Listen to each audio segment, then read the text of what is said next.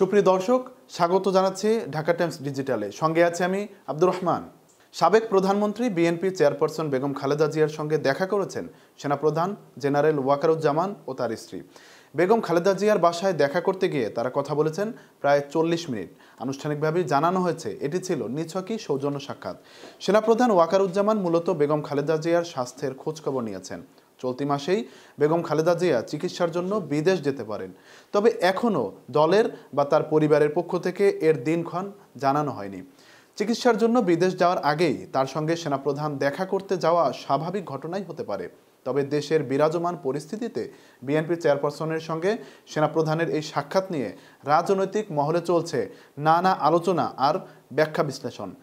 আগামী জাতীয় সংসদ নির্বাচন নিয়ে এরই মধ্যে অন্তর্বর্তীকালীন সরকারের সাথে বিএনপির মতবিরোধ অনেকটা প্রকাশ্য। অন্তর্বর্তীকালীন সরকার রাষ্ট্রের সকল সংস্কার কাজ শেষ করে নির্বাচন দেওয়ার পক্ষে। এজন্য নির্বাচন হতে সময় লাগবে আগামী বছরের মাঝামাঝি পর্যন্ত। কিন্তু বিএনপি মনে করে সকল সংস্কার এই সরকারের দায়িত্ব নয়, বরং ন্যূনতম সংস্কার শেষ করে চলতি বছরের মধ্যেই নির্বাচন হতে পারে। এরই মধ্যে বৈষম্য বিরোধী ছাত্র আন্দোলনের মার্চ ফর ইউনিটি কর্মসূচির মাধ্যমে অন্তর্বর্তীকালীন সরকার নির্বাচনের সময় নিয়ে নিজেদের বার্তা স্পষ্ট করেছে বলে মনে করে রাজনৈতিক মহল। পরের দিনই জাতীয়তাবাদী ছাত্র দলের প্রতিষ্ঠা বার্ষিকীতে দ্রুত নির্বাচন চেয়ে বক্তৃতা দিয়েছেন বিএনপি নেতারা। এমনকি দ্রুত নির্বাচনের দাবিতে আন্দোলনে নামার হুঁশিয়ারি দিয়েছেন তারা।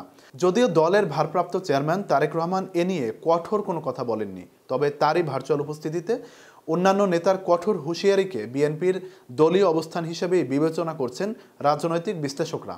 দুই পক্ষের এমন অবস্থানের কারণে প্রশ্ন উঠেছে, তাহলে কি দেশে আবারও আন্দোলন শুরু হতে যাচ্ছে?